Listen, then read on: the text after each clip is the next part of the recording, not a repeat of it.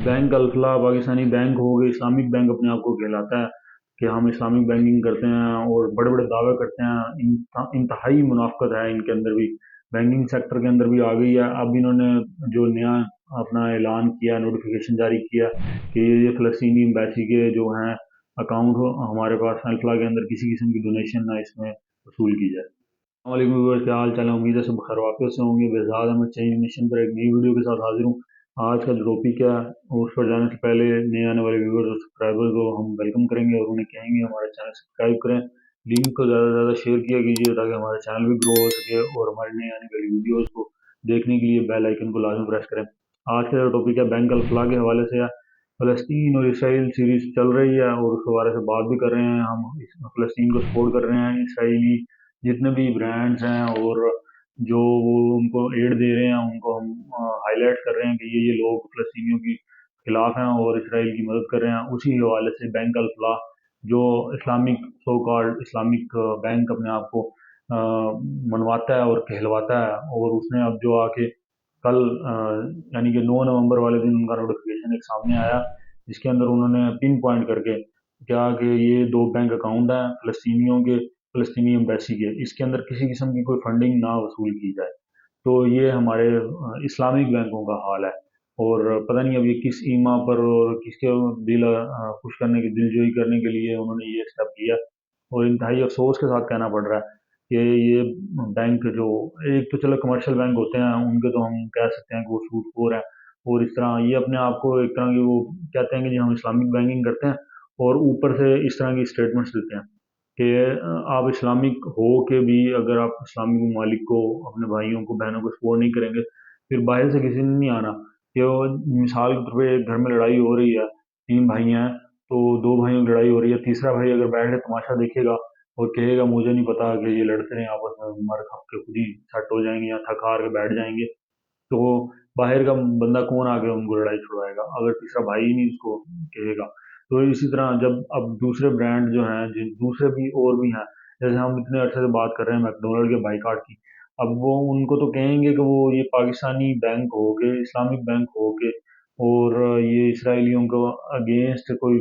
फैसला नहीं कर पा रहे, और फ़लस्तीनियों के अगेंस्ट इन्होंने ओपनली सबको कह दिया कि हम फंड रिसीव नहीं करेंगे, और नोटिफिकेशन सर्कुलेट कर दिया है एक। तो वो दूसरे ब्रांड तो कहेंगे हमें इससे क्या मसला है, हम तो अपना बिजनेस करेंगे, और जब इनके अपने मुसलमान भाई ही इनको सपोर्ट नहीं कर रहे, तो ये इंतहाई शर्मनाक बात है। आगे हमने देखा था कि सुप्रीम कोर्ट में एक केस लगा था, सुप्रीम कोर्ट ने कहा था सूद को ख़त्म किया जाए। तो हबीब बैंक और दूसरे बैंक थे, उन्होंने कहा जी कि यहाँ पे हम सूद का जो निज़ाम है उन्होंने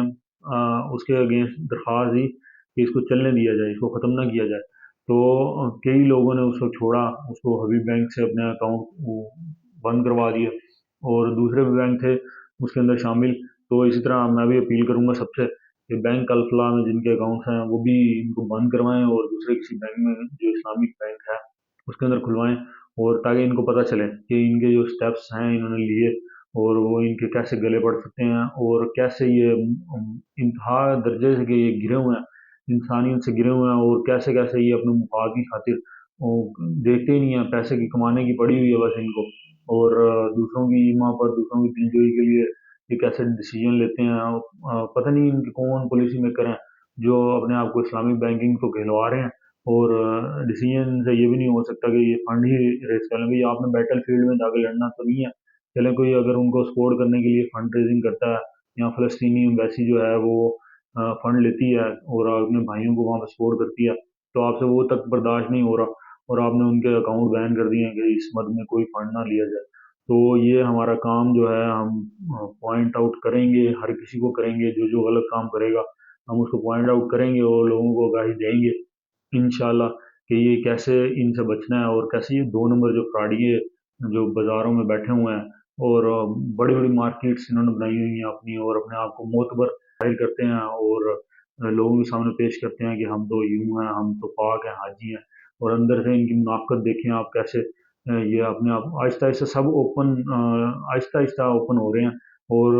हमारा काम जो है लोगों तक पैगाम पहुँचाना, और इंशाल्लाह हम अपना काम जारी रखेंगे जब तक कि ये माज़रत ना करें और दोबारा से बहाल ना करें उसको, अकाउंट को, और अनफ्रीज़ ना करें उनको। और फंड वसूली दोबारा से जब तक जारी नहीं होगी, हम तब तक अल्फलाह का भी बाइकआउट करेंगे। और जिनके